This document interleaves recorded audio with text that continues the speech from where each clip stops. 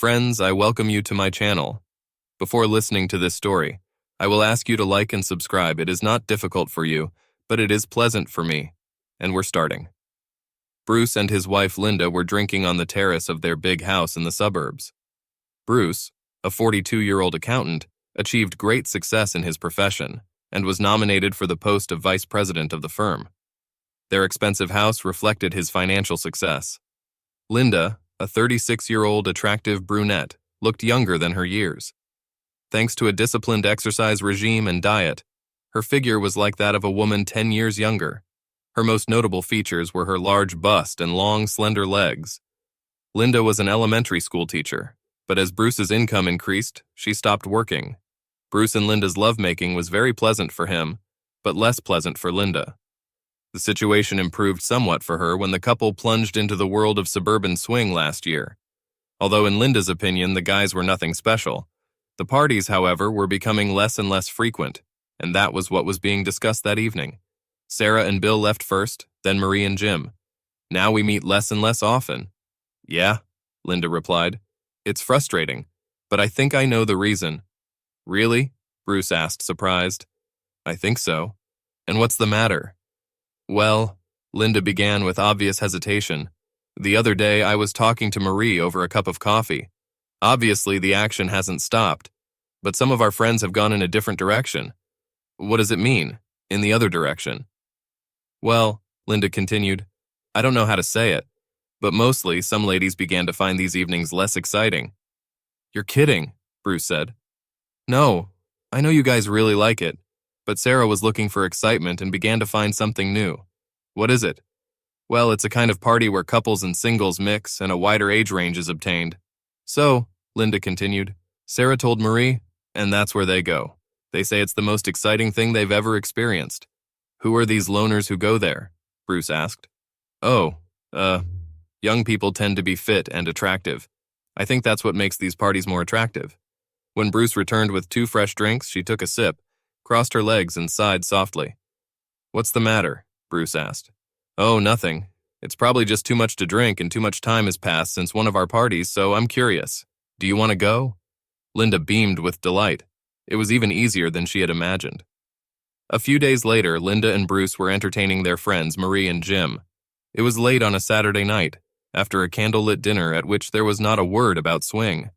Bruce, for his part, was once again admiring the beautiful Marie, a 29-year-old blonde, a paralegal at a prestigious city law firm. It was Linda who turned the conversation to the circle group. Tell me, Marie, she began, what do you think of the circle? Oh, that's great. We really like it, don't we, dear? She said, turning to her husband, Jim.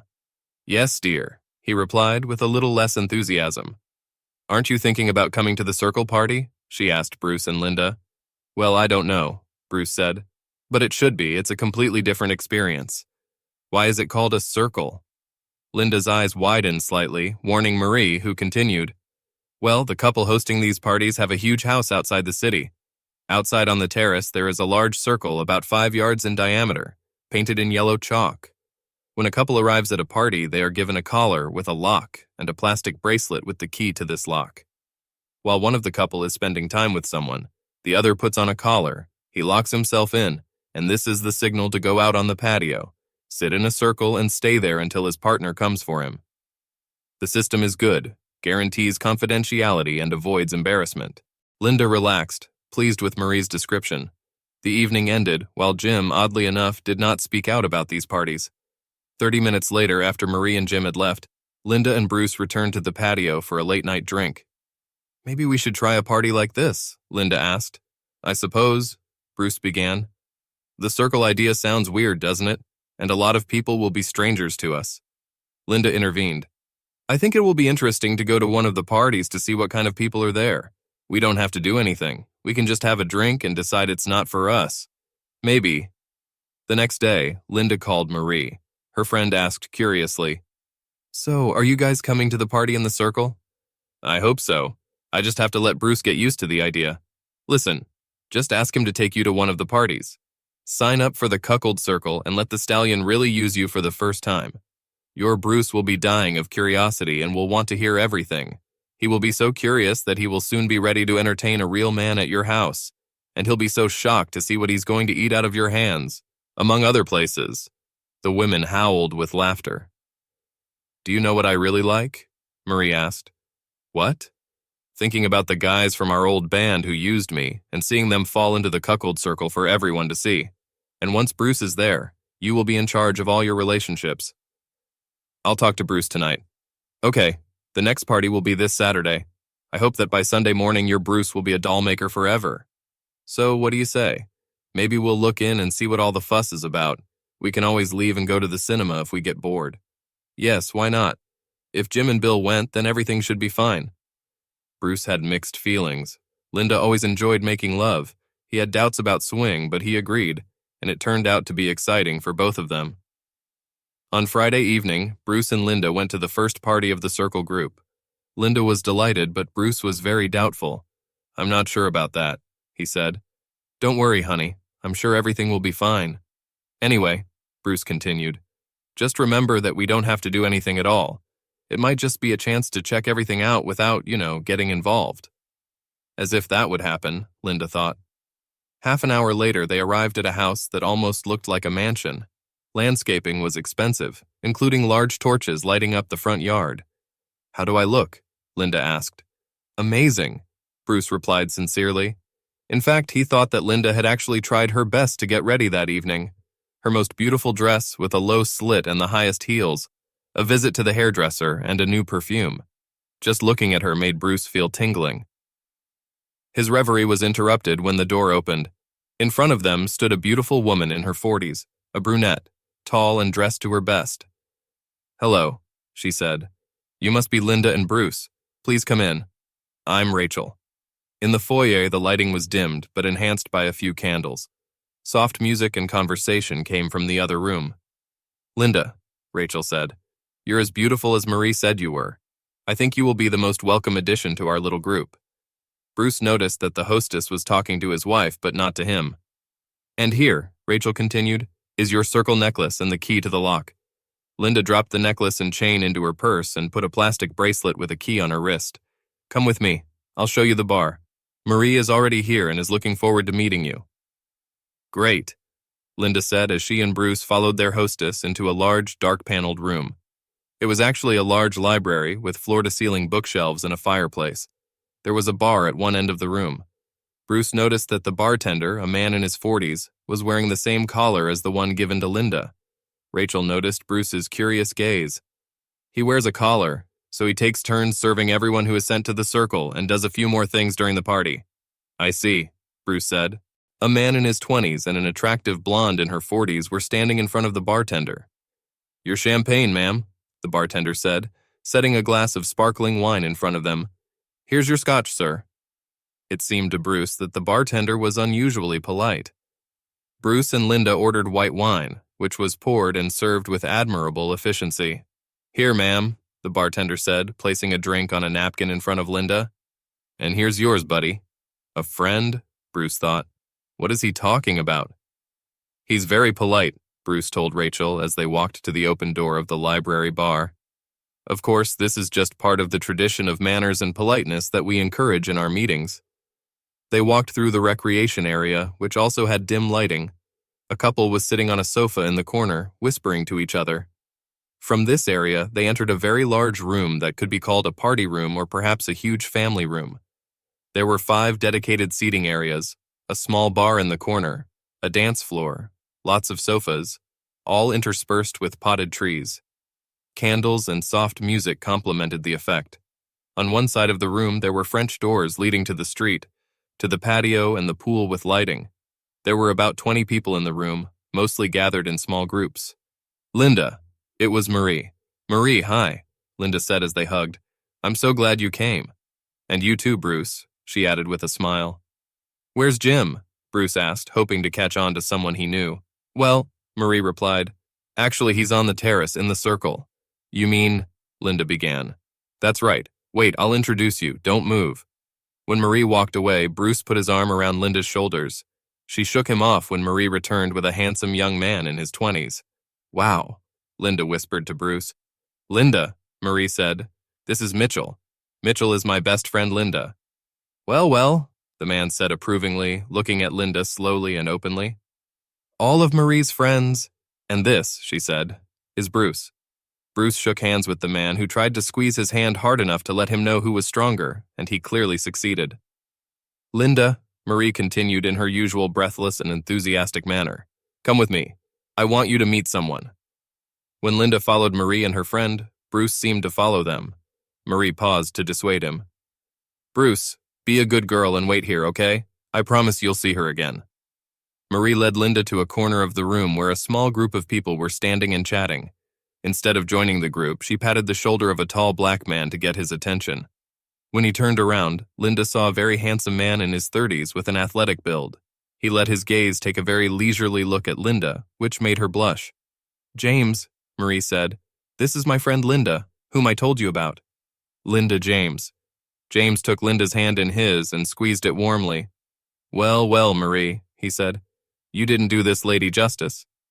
Nice to meet you, James, Linda said, suddenly feeling very warm and hoping her face wasn't blushing. Would you take Linda under your arm for a while? I need to get my hubby out of the circle for a few minutes. Of course, James said, winking at Linda. She'll be in good hands. When Marie left, Black Adonis led Linda to a love chair at the other end of the room and sat down next to her. Linda felt the warmth of his legs pressed against her and took a sip of champagne. Where's your husband, Linda? He asked. There he is, sitting by the door and looking at us, Linda replied. I see Bruce can't take his eyes off us. Why don't we give him something to think about? What do you mean? Linda asked. James put his right hand on the back of the sofa behind Linda and put his hand on her shoulder. His touch made her jump slightly, but she did nothing to push her neighbor away. Instead, she crossed her legs and turned slightly towards him. I think we'll get along just fine, he said with a smile, gently stroking her shoulder. Linda took another sip of champagne. Bruce was unhappy. It seemed that everything was happening very quickly. He decided that if Linda was going to get to know a stranger so quickly, then he should try his best and return to the bar. Bruce was looking around the room, but something wasn't quite right. James looked at Linda. I heard that your husband may not fully understand the rules of this house, right? Yes, it can be a shock, Linda replied with a grin. Well, I think you'll fit in very well here, Linda, and I think you'll be very glad that you came. Do you think so? She asked somewhat coquettishly, getting into the mood of the conversation. Oh yes, especially when we take your hubby on board. We should put a collar on him from the outside until he has sorted out the cases and objects. I hope I'm not mistaken that you will become the happiest lady before this night is over. I want to be sure that you will come again. Let's see. He slowly brought his face closer to Linda's. She knew he was going to kiss her. It seemed like an eternity before he touched her, and all sorts of thoughts raced through her mind. How would Bruce react? How will she react? Will it happen? Does she want this? She answered the last question in the affirmative. Then his lips touched hers. Even though there were a lot of people in the room, it didn't make any difference to her. His gentle kiss only helped her make a decision. When she felt his tongue probing her lips, she immediately opened up to him and felt him enter her mouth and intertwine with her own tongue. When their kiss ended, Linda was barely breathing from the sensations passing through her body. If he does everything as well as he kisses, she thought, then I'm definitely in trouble. I think it's time to introduce you to what this club is, isn't it? What do you mean? I mean, in my opinion, you should put this collar around your hubby's neck and send him to sit in a circle. Linda got up and found Bruce at the bar. Hi, honey, she said. Are you having fun? Having fun? Well, it looks like it is, he said with a note of bitterness in his voice. Don't be like that. We agreed to try it. I hope you don't mind if I do. She took the collar out of her pocket and reached up to put it around his neck. Honey, is this necessary? Shh. Now turn around so I can fix it. He did as she asked and heard the small lock close. Not too tight, I hope. Perhaps it was the strange sensation of the collar that brought Bruce's consciousness out of its slumber. Everything began to feel very wrong. Looking around more closely, he noticed that there were definitely more men than women, and there didn't seem to be as many single women among the fit young guys. Then he noticed that only men were sitting in a circle on the street, and wives with young guys were heading for the stairs. Damn, he muttered. They take me for a fool. We're leaving. Linda replied. What? We've just arrived, and I want to spend some time with James. You knew what it was from the very beginning. A fucking dollhouse club. How long have you and Marie been planning to trick me into coming here? Just close your eyes. You just need to get used to the idea. I'm not going to get used to it. You'll get used to it. Jim and Bill are used to it. We both had sex with other people. It's no different. Very different. It involves humiliation and disrespect, and you've already lied and spun behind my back. I bet you and your new boyfriend were giggling at poor naive Bruce offering his wife to other men. I have no idea what Jim and Bill are thinking, but I'm not them. You know I'm not going to do this, otherwise you would have told me sooner. Parties are aimed at married women. It's nice that Jim and Bill are so supportive of Marie and Sarah. This is true dedication and self-confidence. It seems to me that parties are more focused on guys who use married women for their own pleasure. This is nonsense. If you really loved me, you would let me do it, and we could continue our happy, supportive relationship. Linda smiled triumphantly as her husband's eyes dropped down. After what seemed like an eternal pause, he looked into her eyes. That's the problem. I love you and I thought you loved me. I'm leaving. As Bruce moved towards the door, James came up to him. Where are you going? You can't leave until I give you permission. Bruce didn't answer. You have to stay and see how a real man uses your wife. Trust me, as soon as you see this, you will realize that you will not be able to compete. We'll break the rules and let you watch for the first time. Bruce looked at Linda, waiting for a change of mind, an objection, anything. But it didn't happen. He didn't like that this James took it for granted that he could get the better of his wife like that. He was annoyed with himself, but most of all, he couldn't believe that Linda was agreeing and seemed to be enjoying it. He turned to James. Are you going to try to stop me? It may not be as easy as you think. When James hesitated, he just walked out, believing that Linda would follow him. Linda's thoughts were racing. She knew she had to leave with Bruce, run after him and try to make things right. Some of the things he said made her feel uncomfortable, but she was furious that Bruce had shamed her in front of everyone. Why couldn't he be more like Jim, even though she hadn't thought about Jim that much? Sarah and Marie were suddenly there, chatting incessantly, confirming how unreasonable Bruce was. What she's asking for is perfectly reasonable. It doesn't hurt anyone. Linda wasn't so sure, but she stayed, listened to a barrage of advice, and didn't follow him. James came up to her. Don't worry. Sometimes we have such an initial reaction, he will come to his senses. Just leave him for a few hours to calm down. You can still get what you came here for, and you'll deal with Bruce tomorrow. Let's go upstairs. She hesitated, but then accepted his offered hand. A few minutes later, Linda was standing in the center of the room, and her future lover James was sitting in an easy chair and looking at the beautiful wife who was about to become his. Meanwhile, Linda tried not to think about her husband, feeling dizzy from having to undress in front of a stranger. She reached behind her back and pulled down the zipper on her dress. She desperately wanted to make an impression. Although the quarrel had spoiled the feeling of anticipation and excitement, she was sure she still wanted it. Shrugging, she lowered the top of her dress to waist level, revealing a lavender bra that barely contained her breasts. Oh, baby, you make me very happy, James said. I just know that you and I will get along great. It occurred to her that Bruce had helped her choose this dress. Let's see the rest. With that, she let the dress fall at her feet. She threw him aside and stood with her legs apart and her hands on her hips. Both stood up and took off the rest of each other's clothes. We kissed standing next to the bed. They moved to the bed. Linda was completely consumed by her desire and feelings, which she was experiencing for the first time in her life. Even in such circumstances, she realized for a moment the guilt in front of her husband. But soon this feeling passed. Finally, both of them relaxed in each other's arms. He stayed inside her.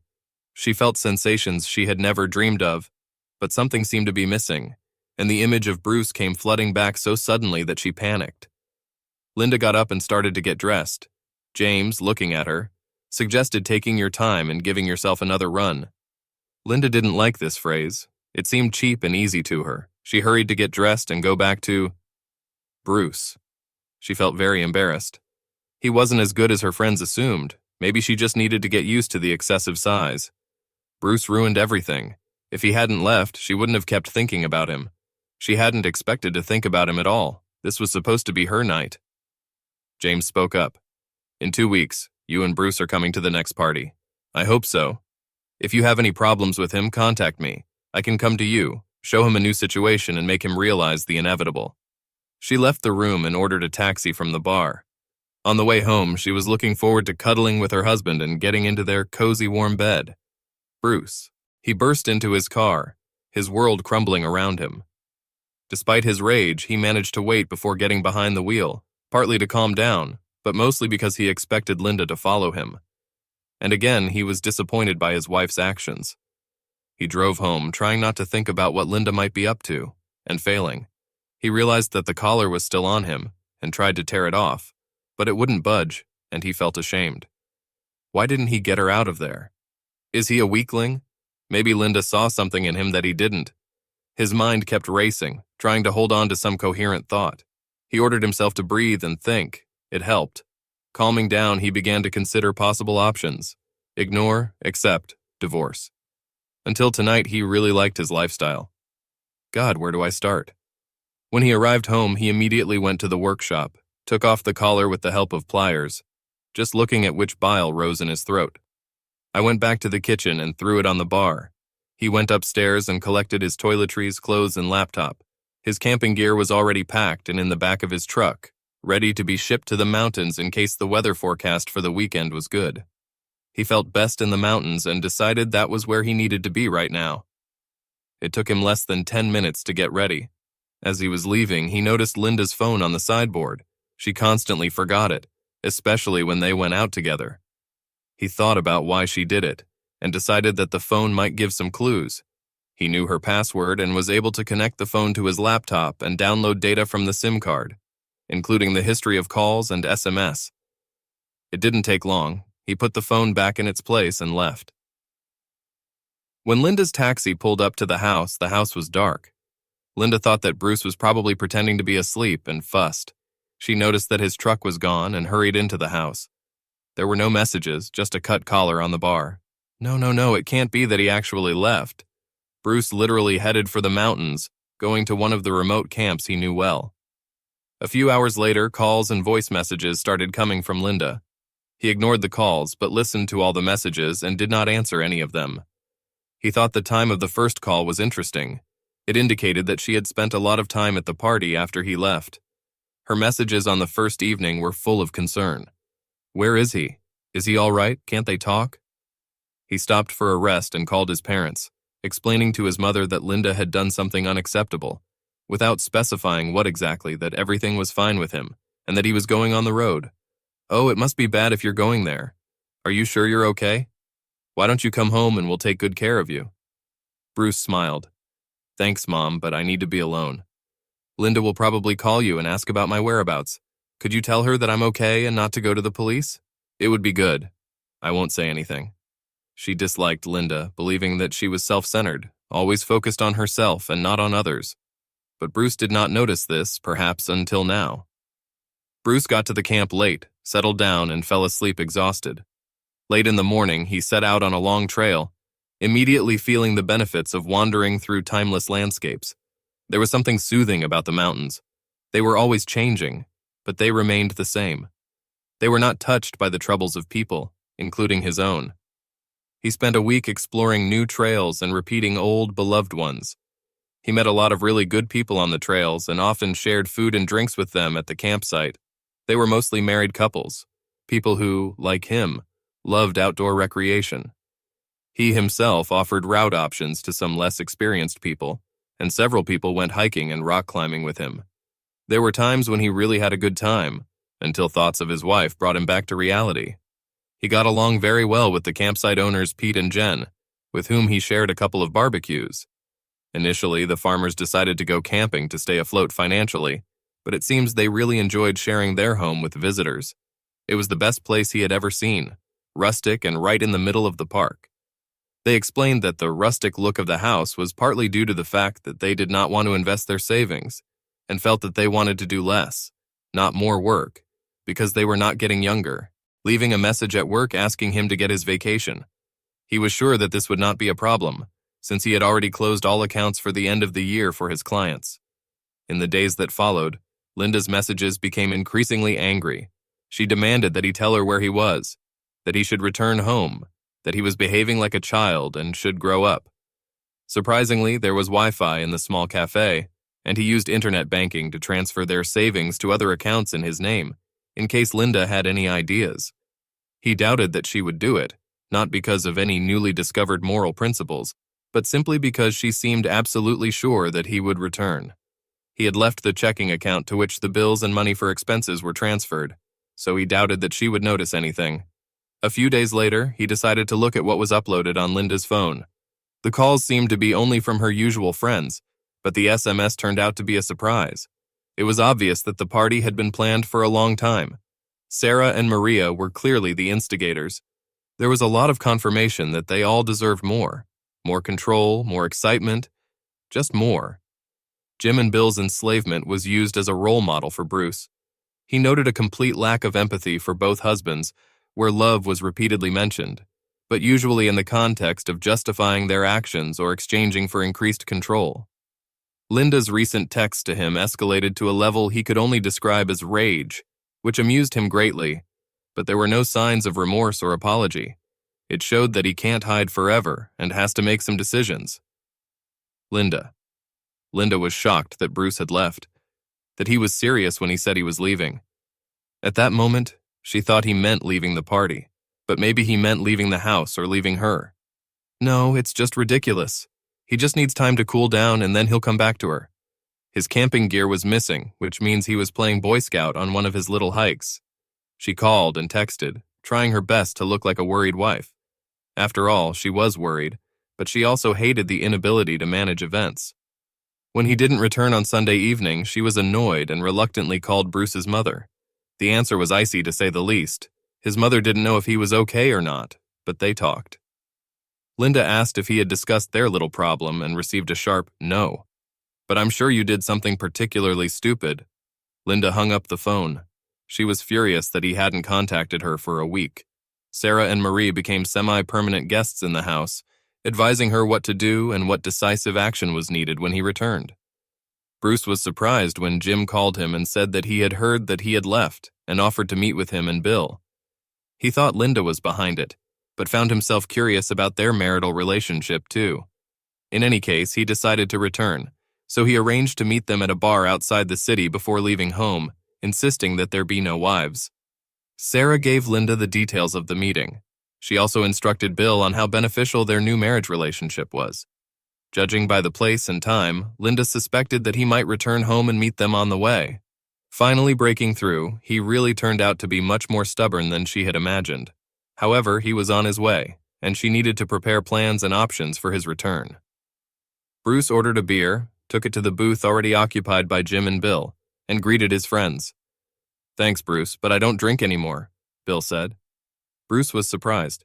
"Since when?" And then he couldn't resist adding, "Or since Sarah said you couldn't." Neither Bill nor Jim laughed. Bruce thought the reaction was strange. They always laughed at each other's jokes. Bruce continued, "This may seem a little strange, but the question is, none of you are recording this?" He noticed Bill twitching in his chair. "Are you serious?" "Sarah asked me to leave my phone on," Bill said. "Turn it off, otherwise I'll leave." Bruce was indignant. Bill obeyed. "What happened to you two? Now you do everything they say." Jim lowered his head. "I think so, but it's for the best.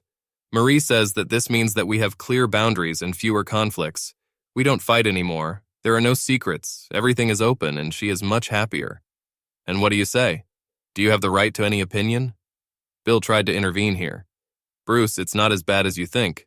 I genuinely like watching Sarah with other guys. It turns me on. I think that without the parties, she could have already started an affair on the side, and we would have broken up. I really don't want this. I like my life, and I'm lucky to have a hot girl like Sarah. It's not for me. I can still almost enjoy watching it, but what is it? Collars, a circle, and the attitude of these guys is terrifying. Do you really like it?" "To be honest," Jim said, "not really. The circle is a little too humiliating, and it would be better if the guys weren't like that. Like that. With pricks?" Bruce finished. "And I don't mind. It's just the reality of the situation. Watching them would change your attitude to this, Bruce. To be honest, they're like fucking machines. We just can't compete with them. When I think about it from Sarah's point of view, I understand why she likes it. I don't think she'll have a chance to go back," Bill said. Bruce said in surprise, What? She can't come back even if it's all at your expense. Do you get any compensation? Yes, we are still doing the same thing. So, are you still making love to Sarah? Well, yes, I am. And you think that's acceptable? As the conversation continued, Bruce became more and more perplexed. To tell you the truth, guys, I just don't understand. It's so one-sided. It's not love for anyone. I think you should read the text messages that I have on my laptop. Bruce showed them some of the most horrific messages from Linda's phone. At first he thought they would refuse to read them, but they started watching. The scale of the humiliating comments made by all three wives was appalling. He expected a furious reaction, but received only a shrug from each of them. And the summary is that it's just more than what they're used to. Well, I give up, Bruce breathed. I think we're just wired differently. Look, it was good to see you. Take care of yourself, and I sincerely hope that you will succeed. But it's time for me to go and sort out some things. As soon as Bruce left, Bill called Sarah and said he was on his way home. Bruce drove up to his house, and when he entered, Linda seemed to be waiting for him, and certainly took the time and effort to look her best. He had to admit that she actually looked good, and he missed her. Finally back, traveler, Linda said. I missed you too, honey. Lisa's first tirade was about the lack of contact with him, which, in his opinion, was an attempt to catch him off guard and cause guilt. It didn't matter, so he didn't bother answering. Linda was annoyed that he didn't see how unacceptable his actions were, but in the end, she got off the subject. While there was a pause, Bruce asked, Was everything as you imagined? Lisa smiled. Yes, it was absolutely amazing. If you want, I can tell you about it.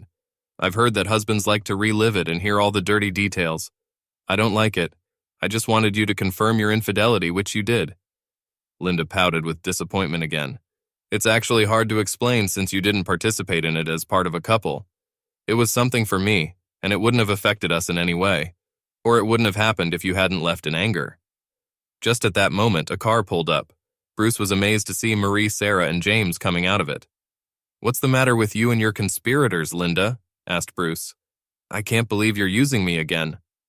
Don't you remember how good it was last time? All three of them went straight to his house, which angered Bruce even more. James sat haughtily, while Marie and Sarah themselves began to rebuke Bruce. To be honest, he hardly listened to them. I caught something about how upset Linda was, about the benefits, about satisfied wives, extremely happy wives, that they deserve it, and Jim and Bill couldn't be happier. Bruce burst in. Are you sure about that? It seems to me that you set them up and didn't bother to ask. I can't understand why you treat someone like that, let alone those you claim to love, but congratulations, you've succeeded, humiliated the men you claim to love. But you won. None of this is true. You won't understand until you see James and Linda, Sarah called out. That's not going to happen, Bruce replied.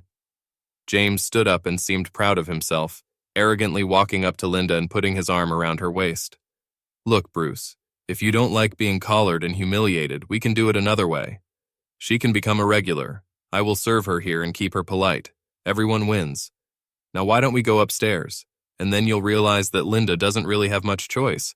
You should get out of my house. James objected. Tell you what, why don't I call Mike and invite him to the party? Now we'll take care of all three, and then you'll have the added advantage of seeing Sarah and Marie naked. It's really hot to watch a married woman obey. James started calling on his cell phone. At the same time, Bruce took 2 long steps, lowered his hip and shoulder, giving weight to the blow that landed in James's face. There were screams from all the women. A flash of pain pierced Bruce's fist. Fortunately, James fell, but he was still moving. He started to get to his feet, and when he was already halfway there, Bruce made a powerful kick and hit him in the balls. This time he fell hard. Sorry, ladies, it looks like there won't be a group sex today and your bull will be out of action for a while. The screams and screams continued everywhere. Bruce picked James up and led him to the door, the women following him. As he dragged him into the car, James muttered, He's not some fucking dick. I finally got through to someone. Bruce laughed. Bruce was really feeling good. All the accumulated frustration was coming out. He told Marie and Sarah to get out too and never come back here, and then he turned to Linda. You too. But I live here. I can't leave. We need to figure this out. This is not what I wanted. I love you. Bruce frowned. Oh, then it's okay if you love me. Do you really believe that you will be safe if you stay? Should you leave with your friends? Of course I'll be safe. You'll never hurt me. Maybe not. But how I feel about you at the moment, even I'm not sure. I'll leave, but only for a few hours until you calm down. Just go away. He watched them leave and felt himself. What did he feel? Maybe a little better and surprisingly calm. He had expected Sarah and Marie to arrive, but James was a surprise, and he smiled at the thought of the blow and how abruptly it interrupted his self-confident attitude. It occurred to him that an assault report might be filed against him, but he suspected that James's pride would prevent this. The whole scene confirmed what he had planned. He went to his truck, got new locks, and started installing them on the exterior doors. It turned out to be easier than he thought, since they were the same size and brand as the existing ones. He then reprogrammed the garage doors and the security system. After that, he loaded, or rather threw Linda's clothes into her car, and then sat down and enjoyed a cool beer in his workshop. Linda returned at 7 in the evening alone, but could not get into the house. Her key did not work, which was strange. He wouldn't change the locks, would he? Then she tried the back door in the garage, and then she started knocking furiously on the door until he finally answered. He opened the door and said, "Your things are in the car," and quickly closed the door. Linda started knocking and shouting again, attracting the attention of the neighbors. As the screams did not stop, Bruce went back to the door. "If you don't want me to tell all your precious neighbors what you've been doing, you'd better leave." He looked angrier than Linda had ever seen him. "We need to talk. I think I misjudged the situation," Linda said. "Do you think so?" "Don't be sarcastic. I listened to Sarah and Marie too much and misjudged the situation. I thought you'd agree, even be happy about it." "Anything else?" Bruce asked. "I love you and I want us to stay together. We can't break up over such a small thing. The most interesting thing is that you didn't apologize. I'm sorry I hurt you. But not, I'm sorry I made love to a guy. You're just sorry that things didn't turn out as well as you hoped. You still think your actions were reasonable. You're so self-obsessed, it's amazing. You seem to confuse manipulation and control with love. Well, now you're free and you can look for all the excitement you deserve. Good luck." Linda began to panic, realizing for the first time what she had risked. How could she have been so wrong? She begged, "I don't want this. I want you, us. Everything is as it was. I'm sorry, I'll do anything. You've always treated me very well, maybe even too well, and I took it for granted. It's too late, there's no turning back. Let's say I can still forgive making love, but I can't forgive betrayal and I'll never be able to trust you again. I wish you'd leave now. This is not the end. I know that you still love me. I will bring you back." Bruce walked her to the door and closed it behind her. It was like closing a part of his life. The epilogue. Bruce decided not to divorce Linda, and she did not file a petition herself, repeatedly trying to get them back to each other, which suited Bruce, as it meant that she was playing well. He didn't think that she wouldn't be able to maintain this facade forever. She surprised him when she agreed to sell the house. He guessed that she was desperate for money. Bruce quit his job and took up freelance accounting, getting a job as a mountain guide. He completed all the instructor courses, which also helped to create a network of contacts. His passion was outdoor recreation, and he was able to convey this enthusiasm to his clients. During the spring and summer season, he spent most of the day in the mountains and planned to start more serious winter ascents. He felt healthier and fitter. He bought a 50% stake in the camp from Pete and Jan. The camp brought very little profit, so as soon as he invested most of his money in it, he would think about divorce again. After all, there are advantages to working as an accountant. Bruce had big plans to expand the camp. He was going to double the number of places, organize guided vacations, and lay out routes for mountain bikes. Peter and Jan's daughter Carol kept horses as a hobby, and they believed that horseback riding could be profitable. He really liked Carol, who returned to her parents after a painful divorce.